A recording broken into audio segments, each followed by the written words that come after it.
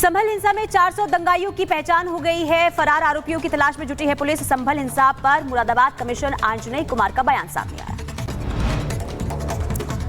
संभल में हिंसा के बाद हालात सामान्य हुए हैं। इलाके में सन्नाटा पसरा है। इलाके की सुरक्षा बढ़ाई गई।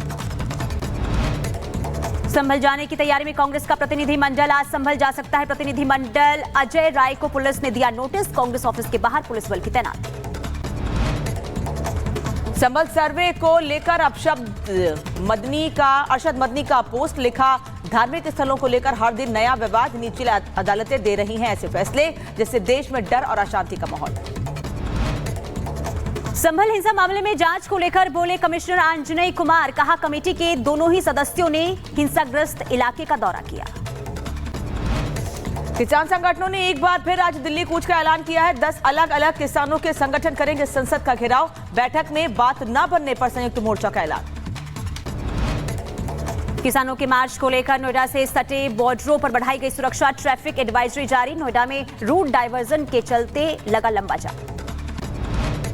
झारखंड में कोयले से लदे वाहनों में अज्ञात लोगों ने लगाई आग। ड्राइवर पर भी की गई फायरिंग। भागने की कोशिश कर रहा था चालक।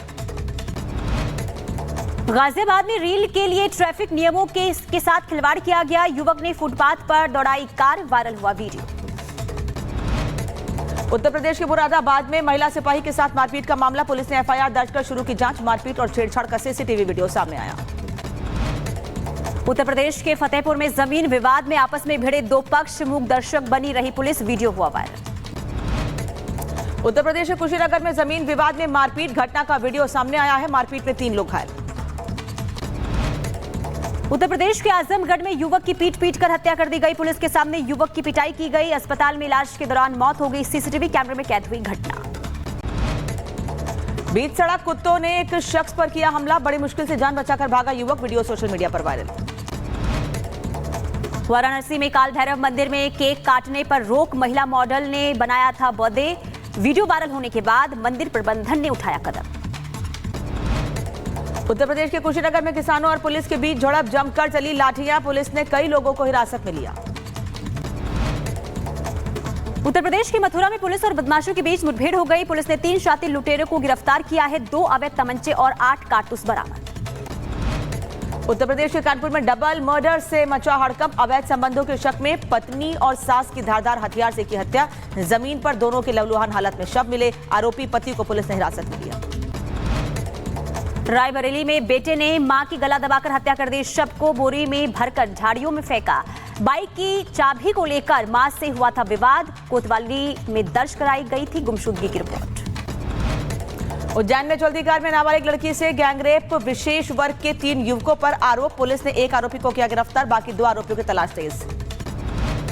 बुलंदशहर में गेस्ट हाउस में चल रहे सेक्स रैकेट का भांडाफोड़ हुआ है। पुलिस ने अवैध तरीके से चल रहे 3 गेस्ट हाउस को सील किया। गेस्ट हाउस संचालकों में मचा हड़कंप। वीडियो वायरल होने के बाद पुलिस ने कार्रवाई की।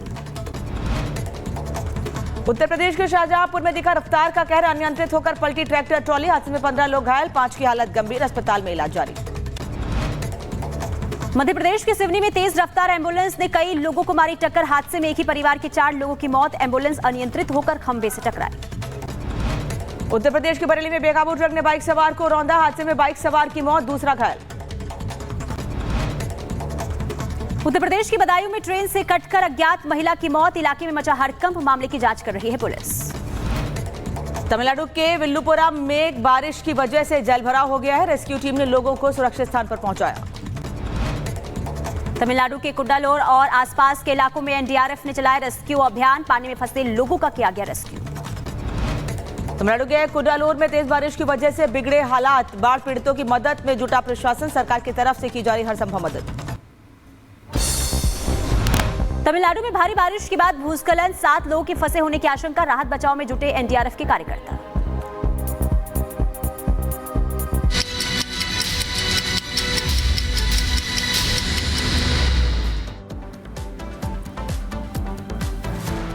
और अब बात महाराष्ट्र की कर लेते हैं क्योंकि सीएम कौन होगा इस पर सबकी नजरें हैं। वहीं बैठकों का दौर लगातार जारी है। बड़ी खबर आपको बता दें कि महाराष्ट्र में भारतीय जनता पार्टी की आज बैठक होने वाली है। महाराष्ट्र में मुंबई में आज बीजेपी विधायक दल की बैठक संभव है।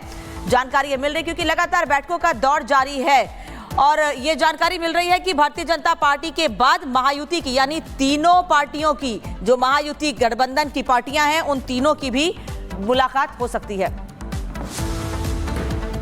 और कोमल हमारे साथ जुड़ चुके हैं। कोमल, ये बैठक कितनी देर में शुरू होगी और क्या उम्मीद जताई जाए? आज जो पेच फंसा हुआ है, इस पर से सस्पेंस खत्म हो सकता है?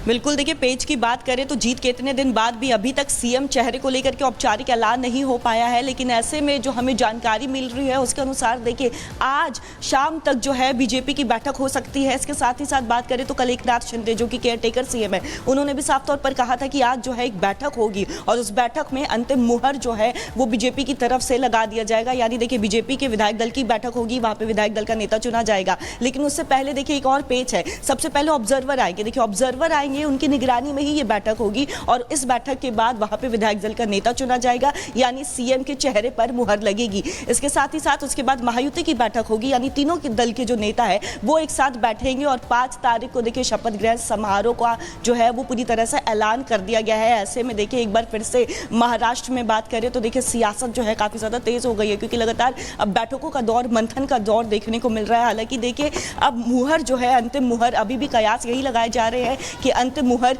जो है वो बैठक के बाद लगाई जाएगी। लेकिन प्रबल दावेदारी जो है वो देवेंद्र फडणवीस की बताई जा रही है, क्योंकि सबसे ज्यादा सीटें जो है वो बीजेपी लेकर के आई है। वोट की अगर हम वोट टर्नआउट में बात करें, परसेंटेज में बढ़ोतरी की बात करें तो वो बीजेपी की। और जैसे ही नतीजे आए थे कोमल, तभी से सब ये मानकर बैठ गए थे कि अब महाराष्ट्र के अगले मुख्यमंत्री देवेंद्र फडणवीस होंगे और एकनाथ शिंदे ने भी प्रेस कॉन्फ्रेंस करके इस बात का ऐलान कर दिया था कि बीजेपी के मुख्यमंत्री पर उन्हें कोई ऐतराज नहीं है। धन्यवाद आपका जानकारी के लिए। अब एक रिपोर्ट देख लीजिए कि कैसे लगातार बैठकों का दौर जारी है और कैसे इंतजार किया जा रहा है कि आज महाराष्ट्र में सीएम के नाम पर मुहर लग जाए।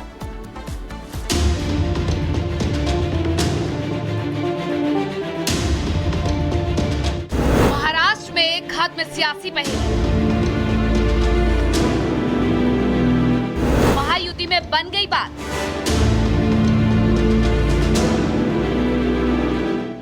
5 तारीख को फडणवीस सरकार। बम्पर जीत के बाद अब ये साफ संकेत मिल रहे हैं कि महाराष्ट्र में इस बार फडणवीस सरकार बनने जा रही है और इसे लेकर महायुति में बात भी बन चुकी है। औपचारिकता के नाम पर बस महा ऐलान होना बाकी है।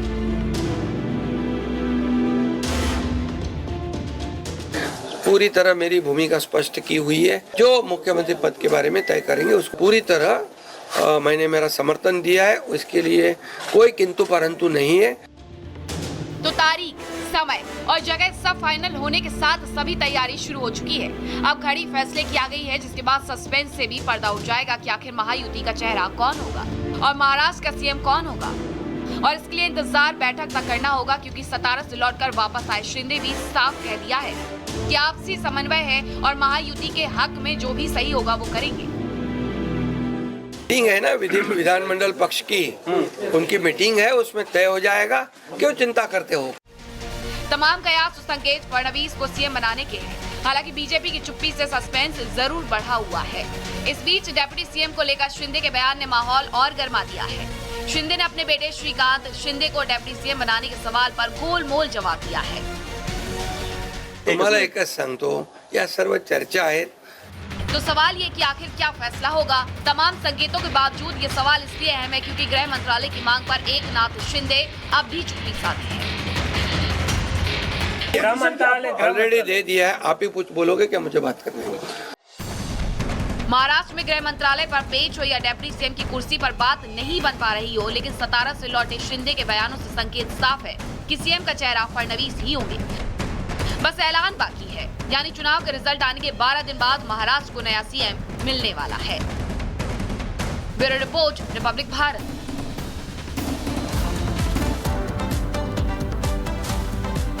तो देखिए, हर बीते दिन के साथ उम्मीद इस बात की लगती है कि हो सकता है कि आज महाराष्ट्र के मुख्यमंत्री के नाम का ऐलान हो जाए, लेकिन ऐसा होता हुआ नजर नहीं आता है। लेकिन आखिर वजह क्या है, कहां पेच फंसती हुई नजर आ रही है, जरा ये हम आपको ग्राफिक्स के जरिए समझाते हैं। देखिए, लगातार बैठकों का दौर जारी है और 26 नवंबर की बात करें तो बात हुई थी, यानी कि प्रधानमंत्री नरेंद्र मोदी की शिंदे के साथ बात होती है और कई घंटों तक ये फोन पर बातचीत चलती है। इसके बाद शिंदे ने यह कहा कि हमारे बीच कोई भी मतभेद नहीं है और इसके बाद यानी कि 28 नवंबर को वो खुद सामने आते हैं, वो बार बार बार कहते हुए नजर आते हैं कि हमारे बीच कोई भी मतभेद नहीं है, जल्दी इसे लेकर फैसला लिया जाएगा। एकनाथ शिंदे दिल्ली आए और अमित शाह से मुलाकात की और इस मुलाकात के बाद उम्मीद जगी थी कि हो सकता है कि ऐलान हो जाए मुख्यमंत्री